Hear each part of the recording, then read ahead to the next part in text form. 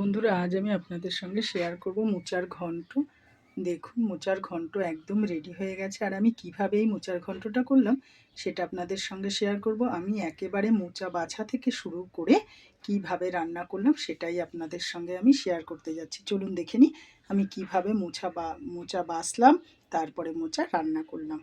যদি ভালো লেগে থাকে তাহলে অতি অবশ্যই কিন্তু করে খাবেন, আর লাইক কমেন্ট শেয়ার করবেন। ইউটিউব চ্যানেলটা ফলো করলে অতি অবশ্যই সাবস্ক্রাইব করে দেবেন।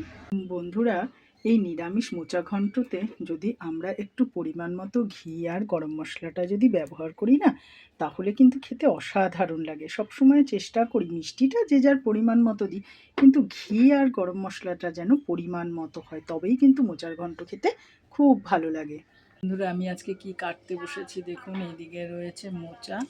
আমি কিছুটা মোচা কিন্তু বেছে নিয়েছি, আর এইদিকে হলো তার নোংরাগুলোকে ফেলেছি। মোচা তো একবার আমি দেখিয়েছিলাম কিভাবে বাছতে হয়। এই যে দেখুন, শক্ত মোটা ডাঁটিটা আর এই জিরে পাতলা এইগুলোকে কিন্তু ফেলে দিতে হয়। এই যে দেখুন, এই দুটো জিনিসকে কিন্তু ফেলে দিতে হয়। এবার আমি মোচাটাকে সুন্দর করে কেটে নেব। সবগুলো ছাড়ানো এখনো হয়নি, প্রথমে আমাকে ছাড়াতে হবে, তারপরে আমি কুচি কুচি করে কেটে নেব। আর এই দিকে দেখুন নারকোল, এবার নারকোলটাও ছাড়াবো, ছাড়িয়ে তবে গিয়ে মোচা করবে। এদিকে মোচা কাটবো, তারপর নারকোল ছাড়াবো, তারপরে গিয়ে মোচা তৈরি হবে। তাহলে অনেকটা সময়ের ব্যাপার, তাই জন্য আমি এবার কাজটা করে নিচ্ছি। তারপর যখন মোচা রান্না হবে তখন আবার আমি আপনাদের সঙ্গে শেয়ার করব। এবার আমি মোচাটাকে কিন্তু কেটে নেব, একদম ঝিরিঝিরি করে মোচাটাকে কেটে ফেলবো।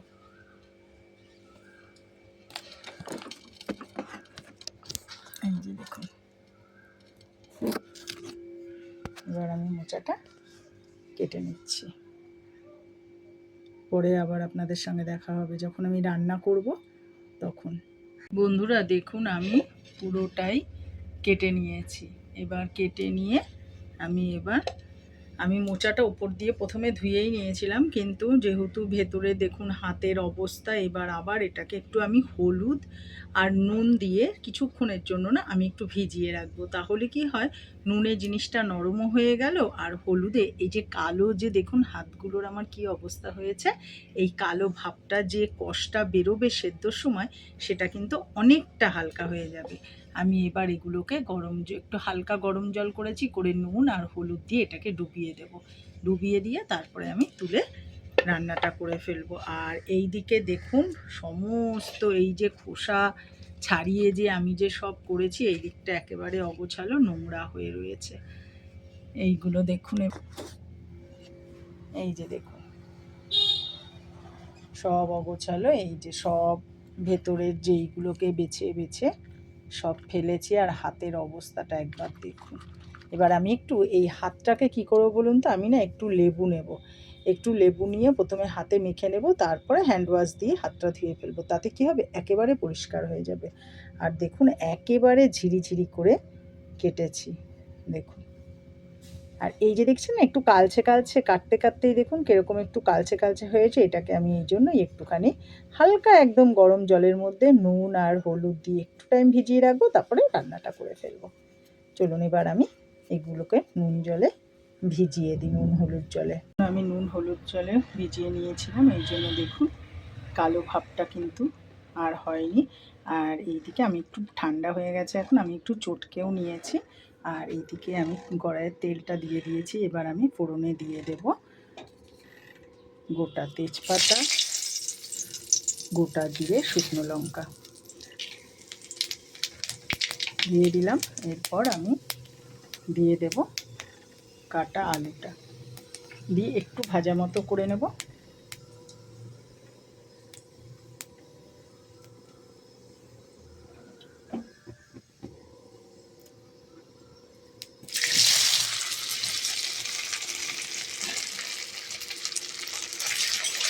নাড়ানাড়ি করে আমি ভেজে নেব, তারপর কাটা মোচাটাকে কিন্তু দিয়ে দেবো। হলুদ আর নুন দিয়ে দেখুন আমি কত সুন্দরভাবে আলুটা ভেজে নিয়েছি। এবার আমি দিয়ে দেবো জিরে গুঁড়োটা। জিরে গুঁড়োটা দিয়ে আবারও একটু নেড়ে চেড়ে এবার আমি দিয়ে দেবো মোচাটা। আপনারা মোচার জলটা ফেলে দেন কিনা আমি জানি না, যার জন্যই আমি নুন হলুদ দিয়ে কিন্তু মোচাটাকে একটু গরম জলে ভাপ দিয়ে নিয়েছি। মোচার জলই যদি ফেলে দিই তাহলে আর খেয়ে লাভ কী, সেই জন্য আমি কিন্তু মোচার জলটা ফেলবো না। দেখুন আমার কাছে কিন্তু জলটা রয়েছে, আমি জল শুকিয়ে কিন্তু দিয়ে দিলাম। এবার আমি আবারও কিন্তু একটু কষিয়ে নেব। আর মোচার সঙ্গেই না আমি কিন্তু কাঁচা ছোলাটাকে দিয়ে দিয়েছিলাম সেদ্ধ হওয়ার জন্য। আপনারা আলাদা করেও দিতে পারেন, আমি একবারেই দিয়ে দিয়েছিলাম। এবার আমি বেশ ভালো করে নেড়ে চেড়ে নেব। দেখুন মোচাটা কিন্তু কালো হয়নি, কেন বলুন তো, এই যে হলুদটা দিয়ে দিয়েছিলাম বলে। এইভাবে আমি একটুখানি কষতে সময় দেব। এবার আমি দিয়ে দেব কাঁচা লঙ্কা চেরাটা, দিয়ে আমি এবার একটু ঢেকে দেবো। বেশ ভালো করে মোচাটা বেশ একদম ওর জলটা টেনে নেবে। তারপরে দিয়ে দেব ঘি, নারকোল, গরম মশলা সবই দেবো, কিন্তু আগে ওর জলটাকে একটু শুকিয়ে নেব। আমি এবার ঢেকে দিচ্ছি। দেখুন জলটা একদম শুকিয়ে গেছে।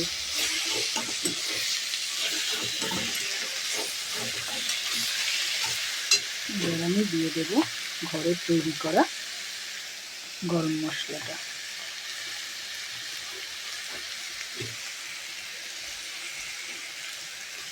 মিষ্টিটা আমি দিয়ে দিয়েছি। এবার দিয়ে দিচ্ছি নারকেল কোড়া আর দিয়ে দেবো ঘি।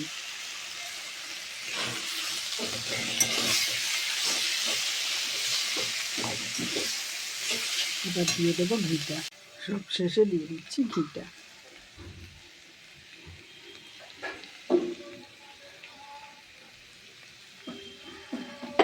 এভাবেই আমি আপনাদের সঙ্গে মোচাটা শেয়ার করলাম। যদি ভালো লেগে থাকে অতি অবশ্যই লাইক কমেন্ট শেয়ার করবেন, আর ইউটিউব চ্যানেলটা ফলো করলে অতি অবশ্যই সাবস্ক্রাইব করবেন। একেবারে তৈরি মোচা। এভাবে কিন্তু আপনারা অতি অবশ্যই করে খাবেন মোচা। আমরা সবাই রান্না করে খাই, এক একজন এক এক রকম করে খাই, তাই আমি আমার মতো করে তৈরি করলাম। যদি ভালো লেগে থাকে তাহলে কিন্তু অতি অবশ্যই করে খাবেন।